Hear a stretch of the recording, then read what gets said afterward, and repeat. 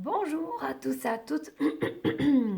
Alors, on se retrouve aujourd'hui pour parler de deux notions en particulier qui sont à nouveau liées en fait à ce qu'on a pu dire dans d'autres vidéos. Souvenez-vous de ce fameux thème du programme de seconde à travers lequel on peut dire un tas de choses. Je vous ai parlé d'un aspect assez sombre de la modernité avec le développement de l'esclavage et aussi avec le traitement qui a été réservé aux Amérindiens en Amérique lors des premières colonisations au XVIe siècle. Et donc là, il y a deux notions qui sont liées à cette histoire-là, notamment à l'Amérique latine, deux notions qui sont vraiment appliquées en fait à l'Amérique latine, qui sont premièrement la notion d'ethnocide et deuxièmement la notion d'ethnogenèse. Voilà, donc je voulais d'abord commencer par la notion d'ethnocide. Pour les populations amérindiennes au XVIe siècle et les siècles qui suivent, les historiens, les ethnologues parlent d'ethnocide. Alors souvent mes élèves me disent oui mais on pourrait peut-être aussi on pourrait parler de génocide. Alors je comprends cette remarque parce que c'est vrai il y a des similitudes dans la définition de ces deux termes-là, il y a vraiment des choses qui sont similaires, mais je dirais que ethnocide, c'est un peu plus anachronique en fait d'utiliser le terme, pardon, utiliser génocide pour parler de cette quasi-disparition d'une grande majorité des Amérindiens en Amérique, euh, que c'est un petit peu anachronique au sens où le terme de génocide naît en 1943 grâce à un juriste américain juif d'origine polonaise. Et je dirais que c'est un terme qui est beaucoup plus contemporain et qui va caractériser des événements historiques propres quand même au XXe siècle. Donc on va utiliser génocide pour pour parler du génocide arménien, pour parler du génocide juif et tsigane pendant la Seconde Guerre mondiale, et pour parler aussi du génocide des Tutsis dans les années 90 au Rwanda, mais on parle aussi de génocide pour la Bosnie-Herzégovine, pour les musulmans en Bosnie-Herzégovine. Donc, vraiment, c'est vrai que le terme génocide s'applique vraiment à des événements politiques, historiques, enfin bon, à la disparition de certaines communautés, mais vraiment euh, enfin, comment dirais-je, chronologiquement parlant, des événements qui ont lieu au XXe siècle. Et aussi dans le terme génocide, souvent il est compris dans son acception euh, assez limitée, assez précise, qui est celle de la destruction organisée, hiérarchisée, systématique d'une certaine population mise en place par un État en fait. Il y a cette idée vraiment que vous avez la volonté de la part d'un gouvernement, d'un État, d'organiser vraiment l'extermination d'une certaine communauté. Donc dans ce sens-là, c'est sûr qu'on ne peut pas vraiment utiliser ce terme pour les Indiens d'Amérique parce que finalement, les conquérants européens, notamment au départ ibérique et puis les autres qui vont exploiter ce nouveau monde, n'arrivent pas là en se disant nous allons exterminer les populations amérindiennes qui vivent déjà là. Donc c'est pour ça que c'est pas tout à fait approprié de dire génocide. Mais ce sont les violences qui vont être perpétrées à travers les massacres, les batailles, à travers la mise en esclavage, le travail forcé. C'est tout ça qui va faire que très rapidement, une grande majorité de ces populations viennent à disparaître. Donc, pour l'Amérique latine, on parle plutôt d'ethnocide, mais oui, vous voyez bien que ethnocide et génocide se construisent un petit peu à partir de la même racine. Donc voilà, moi dans mes cours, je fais référence aussi à un ethnologue qui s'appelait Robert Jolin, qui était plutôt ethnologue qui travaillait donc plutôt dans les années 50, qui a travaillé sur l'Afrique, mais c'est sur les populations amérindiennes aussi. Et lui, il parlait d'un phénomène de décivilisation. Donc j'aimerais le citer. Voilà, il définissait l'ethnocide comme une décivilisation.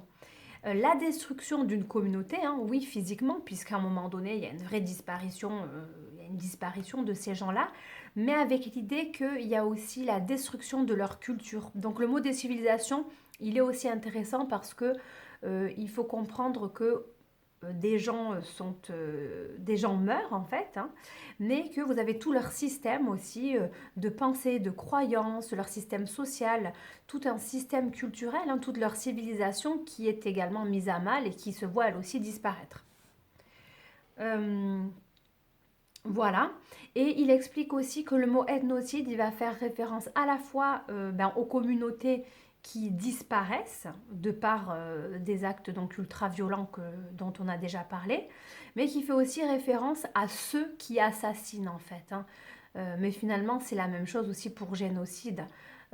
C'est vraiment des notions qui font référence aux populations qui sont massacrées ou exterminées et également à ceux qui perpétuent ces actes-là.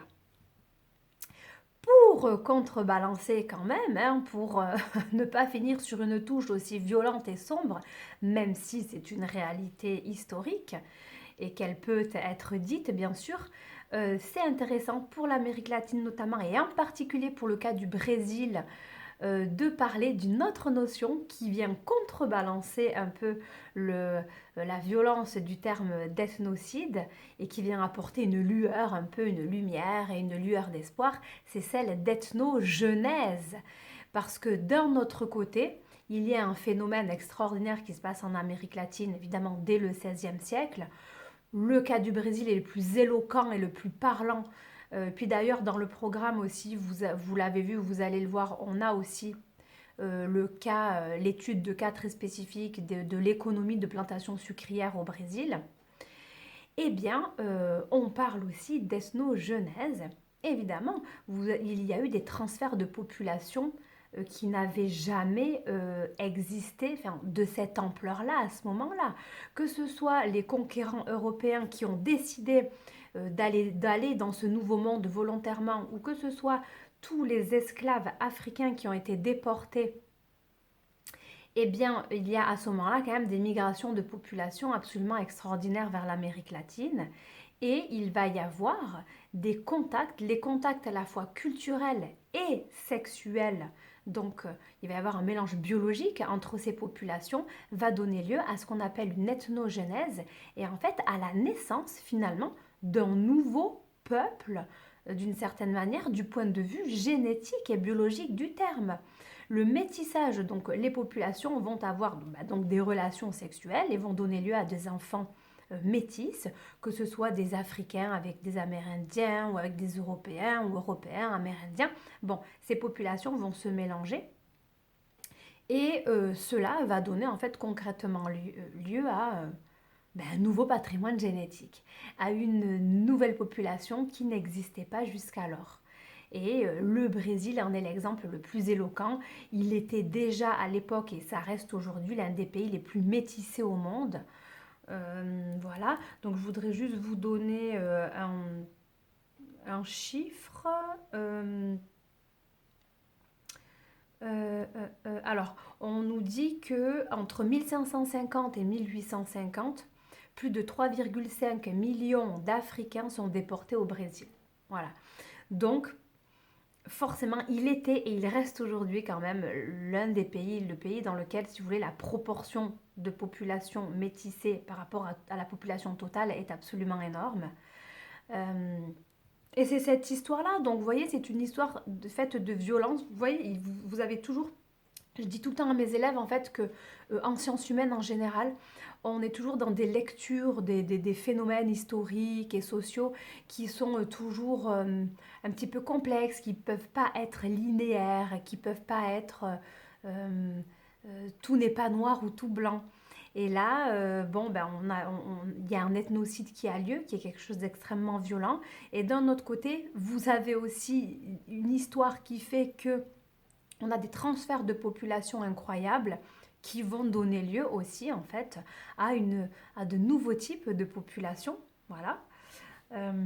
Et donc vous avez vraiment un changement dans les types de communautés qui vont constituer le Brésil à partir de ces premières colonisations. Voilà, je voulais vous parler de ces deux notions-là aujourd'hui, ethnocide, ethnogenèse, qui se complètent l'une et l'autre et qui vient, ethnogenèse, qui vient un peu contrebalancer l'aspect sombre et violent de l'ethnocide. Voilà, donc concernant l'Amérique latine et le Brésil en particulier, c'est intéressant. Et d'un point de vue global, concernant l'Amérique latine, hein, aujourd'hui, donc dès cette époque-là et encore aujourd'hui, les sociétés d'Amérique latine sont quand même largement des sociétés très mélangées culturellement, biologiquement, très métissées. Vous y trouviez déjà à l'époque et encore aujourd'hui une richesse culturelle incroyable avec un tas de syncrétisme.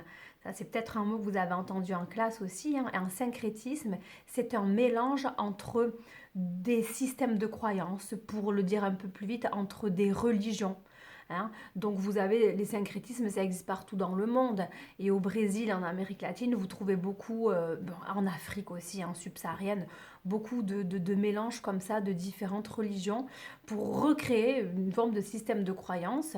Donc vous pouvez avoir le mélange entre le christianisme et puis des croyances plus traditionnelles comme l'animisme. Hein. Donc un syncrétisme, ça va être par exemple d'adhérer à la religion chrétienne et en même temps d'adhérer aux croyances plus traditionnelles, aux esprits des ancêtres, aux esprits, donc à l'animisme, aux esprits de la nature, etc. Et hop, ce mélange-là, en fait, c'est ce qu'on appelle un syncrétisme. Voilà, pour aujourd'hui, c'est terminé. Voilà, on se retrouve dans une autre vidéo sur un autre sujet. Je vous dis à la prochaine.